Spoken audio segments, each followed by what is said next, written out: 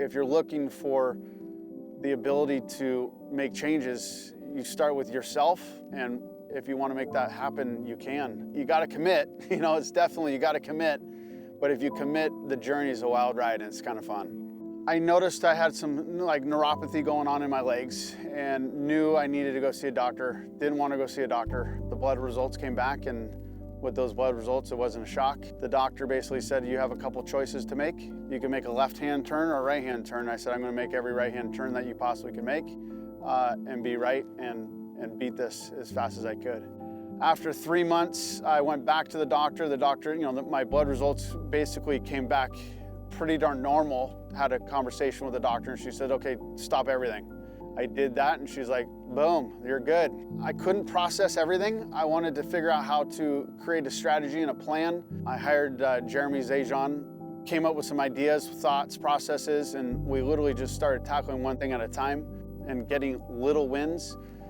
Those little wins kept adding on to bigger wins, bigger wins, bigger wins, and literally became non-negotiables. Non-negotiables in my world was pretty important to get to to where I am today.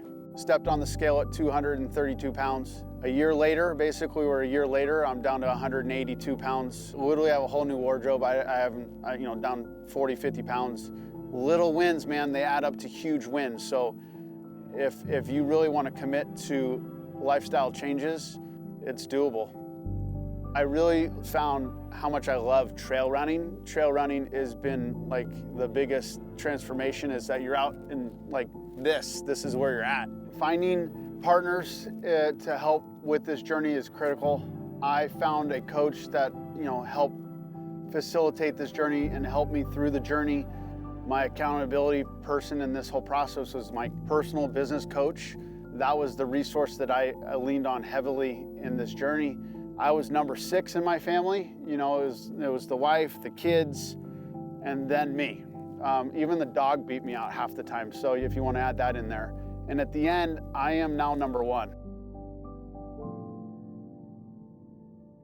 It's kind of cool with the boats. Yeah, it adds a nice little background. My name's Jeromy Zajonc, born and raised in Northern California. Went to college down at UCLA, got into communications down there, and then a few years ago, decided I was making a change and went full force with it and started running water coaching to help people out. Essentially, my job is to work with them, help them get really clear about where they are now and where they want to be, and then put together a plan for that, and then work with them consistently until we get there.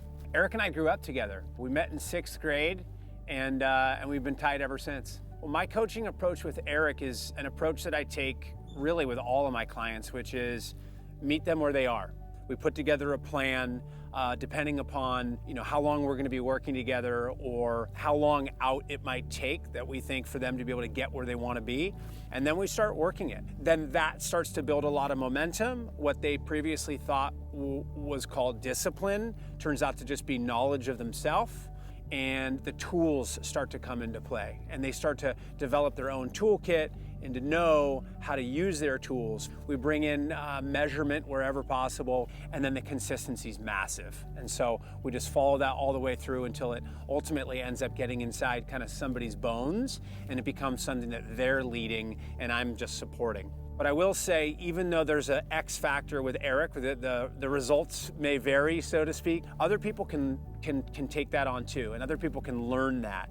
Eric became very consistent, and even when he didn't want to, he would show up for himself. He discovered tools like cold showers, tools like opening up the fridge and being ready to scrap everything. He used to put himself last, but now he puts himself as number 1. And he calls it a non-negotiable. Him keeping that in mind will just keep him feeling and living the way that he wants forever. Number 1, I wouldn't be doing what I'm doing if I didn't think change was possible. I just consider myself to be an instrument, a nudge, another brain, a partner in helping people do it. Number 2, we know that it's possible. Eric is one example. It's an inspiring example because he physically might have saved his own life. But that being said, he's not Jerry Rice. He's not Muhammad Ali. He's a person that said, I know I need to make changes. I'm willing to do what it takes, even when it's hard.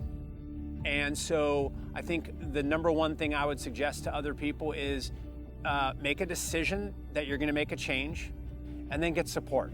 Get support all over the place. If it's your neighbor, if you have access to a coach, phenomenal. They're gonna speed up the amount of time that it takes for you. Whatever it is, state the change you want to make to the people that encourage you in your life. And if you apply those, don't just listen to them, but you actually apply those, I'm not scared to say it, results are guaranteed. It's your life. And I don't know if we get another shot at this. So take it as seriously as possible, because it's you and you're worth it.